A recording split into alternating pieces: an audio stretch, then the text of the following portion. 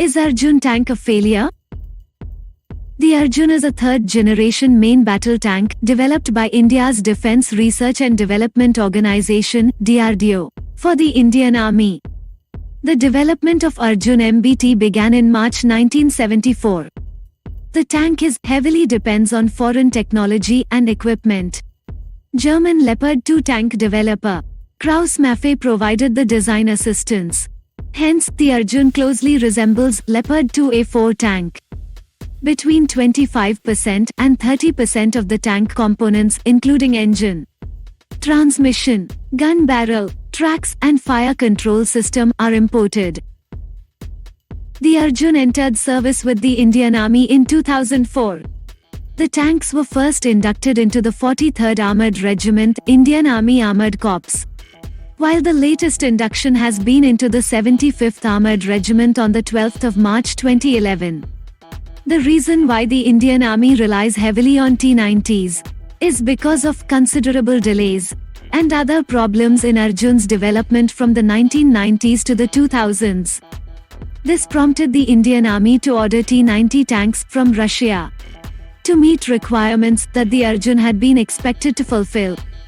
In 2010, comparative trials on the maneuverability of the Arjun MBT and the Russian T-90 tank in Rajasthan deserts resulted in a better performance from the Arjun tank. Arjun vs T-90 tank. If we compare specifications of Arjun and T-90, then we can see that Arjun is far more heavier than T-90. But at the same time, Arjun has a 1400 horsepower engine as compared to 950 horsepower engine of T-90, which explains why the top speed of Arjun is 72 km per hour, whereas that of T-90 is 60 km per hour. Arjun requires a crew of 4 to operate: commander, gunner, loader and driver. T-90 needs a crew of 3 to operate. It was also reported that T-90s have had performance issues in extremely hot weather. Recent comments from Army sources indicate that the Russian T-90s will form the mainstay of its future force, despite that tank's performance issues in hot weather. Although a formidable tank, Arjun, the original version, has had the same issues.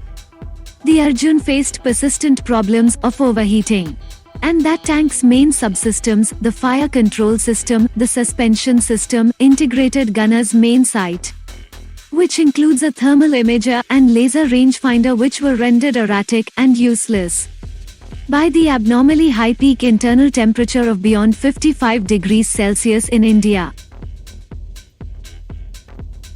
Arjun Mk2.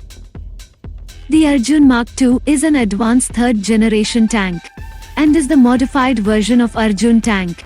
Its development was completed in 2 years owing to experience gained from developing the first version. It has outclassed the T-90 during comparative trials. The DRDO made necessary modifications to the advanced version of the indigenous Arjun Mark II main battle tank. In 2018, the Army had asked for 93 improvements in Arjun tank, which includes the capability of firing the anti-tank Lahat missile, laser protection suit, and improved armored protection for the vehicle. Arjun Mark II has a total of 93 upgrades, including 13 major improvements. The major upgrades are missile firing capability against long-range targets, panoramic sight with night vision to engage targets effectively at night, containerization of the ammunition, enhanced main weapon penetration, additional ammunition types, explosive reactive armor, an advanced air defense gun to engage helicopters, a mine plow, an advanced land navigation system, and a warning system which can fire smoke grenades to confuse laser guidance. Arjun Mark 1A. This year, that is on 2020, Army place order for 118 Arjun Mark I as the most potent tank in its inventory.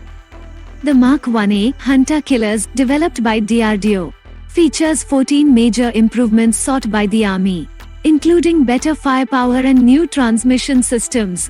It will have all-weather capability, and better firepower and stability than the Arjun main battle tank. It weighs 68 tons and features a 120mm main gun and has cleared all tests.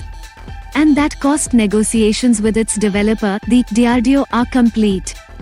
The Mark 1A includes an improved gunner's main sight integrated with automatic target tracking. This would enable the tank crew to track moving targets automatically and engage them even when Arjun is on the move.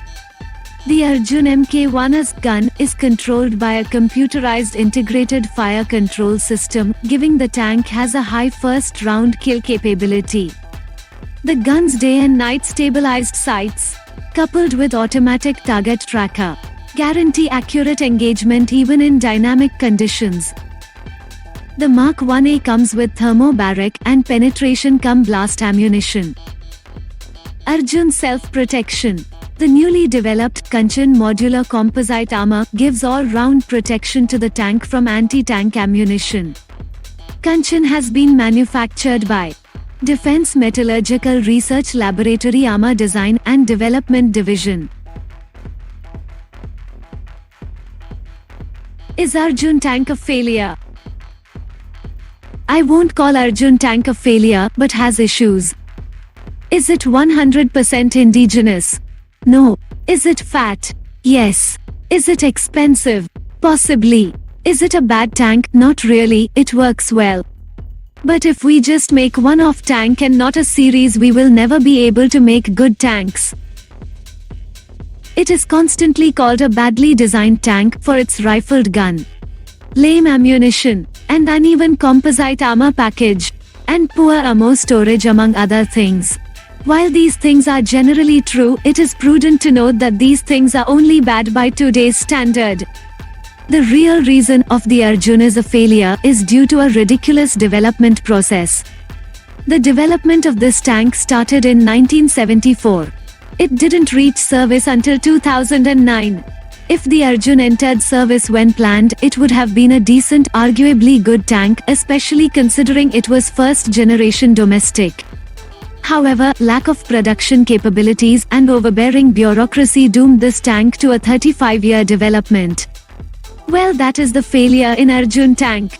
Not a failure of design, but a failure of execution from the top down.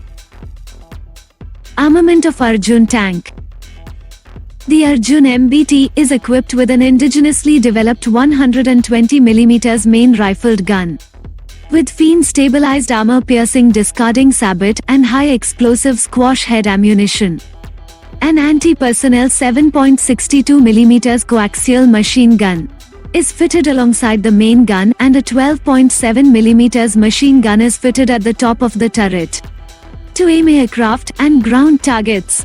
An anti-helicopter round is also being developed to combat air threat to armor. The tank has special containers to carry 39 projectiles of 120mm ammunition. These containers keep the ammunition away from the crew, providing an additional level of survivability. The rear side faces of the turret are fitted with up to 12 smoke grenade dischargers. The weapon systems can be operated in silent watch mode using an auxiliary power unit.